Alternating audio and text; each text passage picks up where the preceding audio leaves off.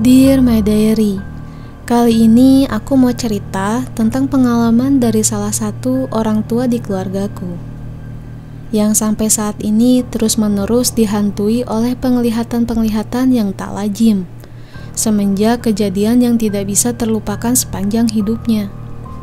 Demi kenyamanan bersama, maka namanya sengaja saya samarkan ya.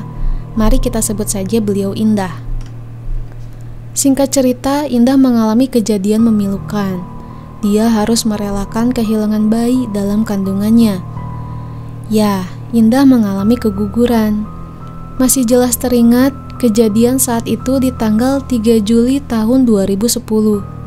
Indah harus dilarikan ke sebuah klinik karena mengalami pendarahan hebat. Bukan hanya nyawa bayinya yang terancam, tapi nyawa Indah pun dalam kritis karena pendarahan yang tak kunjung berhenti. Di saat-saat kritis itu, Indah memerlukan transfusi darah. Beruntung salah satu keluargaku memiliki golongan darah yang cocok dengan Indah. Tanpa berlama-lama, dokter dan perawat langsung melakukan transfusi darah untuk Indah. Indah pun lepas dari masa kritisnya, tapi bayinya tidak seberuntung itu. Dia harus menerima kenyataan kalau bayinya sudah tidak lagi dapat diselamatkan. Indah pasrah dan menerima semuanya dengan lapang dada. Setelah dirawat beberapa hari, Indah pun kemudian diperbolehkan pulang. Tapi dari sinilah keanehan mulai terjadi. Sepanjang perjalanan pulang, di mobil, Indah terus-menerus melihat seorang anak yang mengikutinya bahkan sampai ikut duduk di kursi belakang mobil. Indah tidak banyak bicara mengenai keberadaan anak itu, karena tidak ada satupun selain Indah yang menyadari keberadaan anak itu di dalam mobil. Bahkan sampai ke rumah pun, anak itu tetap mengikuti Indah.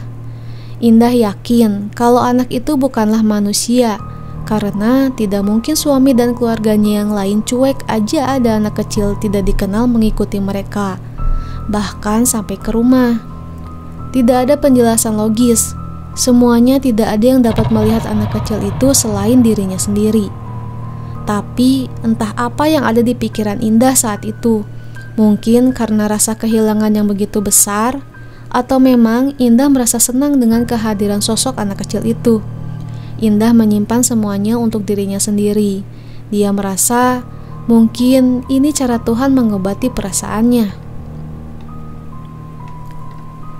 Sampai beberapa hari kemudian, salah satu keluargaku, Sophie, yang mendonorkan darah untuk Indah, datang untuk menjenguk Indah. Ya, sudah bukan rahasia lagi kalau Sophie dikenal memiliki kemampuan indigo yang sudah dimilikinya sedari kecil. Orang bilang itu bawaan lahirnya. Bahkan Sophie sudah mencoba mendatangi banyak sekali orang yang dianggap pintar untuk dapat menutupi mata indigonya. Tidak seperti orang lain, Sophie ini tidak bisa mengendalikan penglihatannya. Tiap saat, dimanapun dan kapanpun, Sophie ini selalu melihat pemandangan yang tak lazim. Tidak jarang pula sangat mengerikan. Bahkan pernah nih, Sophie naik motor sepulang sekolah, dia terjatuh karena melihat kepala putus menggelinding di depan jalannya. Karena kondisinya ini, terus terang, Sophie merasa terganggu dan ingin menutup saja mata indigonya. Dari pertama masuk rumah, Sophie langsung menyapa Indah dan bertanya, "Keadaan Indah?" Ya biasalah, namanya juga orang lagi jenguk ya. Mereka ngobrol panjang lebar, sampai gosip dari artis terbaru pun jadi bahan pembicaraan mereka. Tapi sedang asyik di dalam obrolannya, Sophie tiba-tiba membentak anak kecil yang dari tadi ada bersama mereka. Tapi yang aneh, Sophie membentak dengan kalimat, "Heh, Abah, nanaonan tadi nimbrung di dia?" Abah ngapain dari tadi di sini maksudnya. Indah merasa aneh karena jelas yang dia lihat adalah anak kecil. Kenapa Sophie bilang Abah? Abah kan panggilan orang tua. "Vi, kenapa kamu sebut Abah? Dia kan masih kecil." Sophie bilang ke Indah, "Anak kecil dari mana? Dia tuh udah tua, keriputan lagi, mana serem mukanya. Emang ibu bisa lihat si Abah gitu?" Sophie merasa khawatir ke Indah dan bilang, "Hati-hati Bu, gak semua yang ibu lihat itu benar adanya. Mereka bisa jadi siapa aja yang kita mau lihat. Tapi kalau ibu mau tahu wujud aslinya, ibu harus tahu bacaan ini." Sophie pun memberikan kalimat dan bacaan ayat kepada Indah. Sophie pun segera pamit dan pulang ke rumahnya. Indah yang kini sendirian di rumah merasa ragu. Apakah memang anak kecil di depannya itu jahat? Anak yang sudah beberapa hari ini selalu nemenin dia di rumah. Bahkan sudah Indah anggap sebagai pelipur kesedihan hatinya adalah sosok orang tua yang menyeramkan.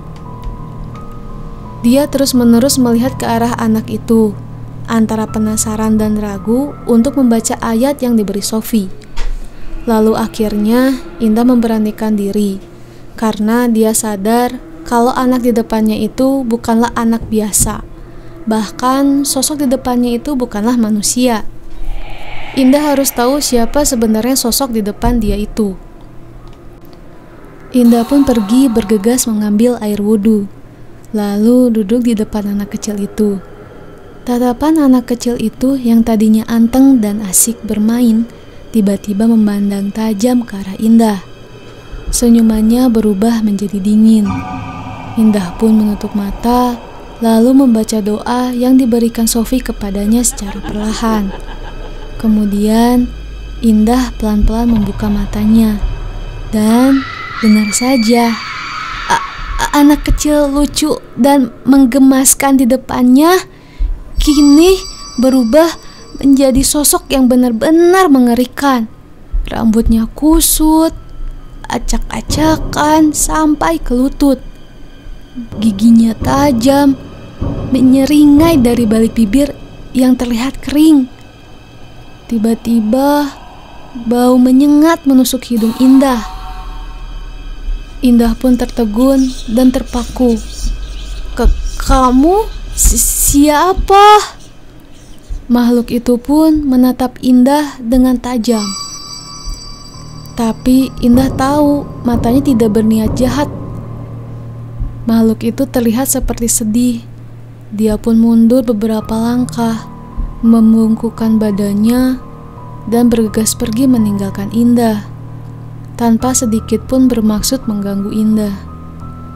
Indah kemudian tahu makhluk itu memang tidak berniat jahat, hanya ingin mencoba menghibur Indah yang sedih dengan cara menyamar menjadi anak kecil yang lucu.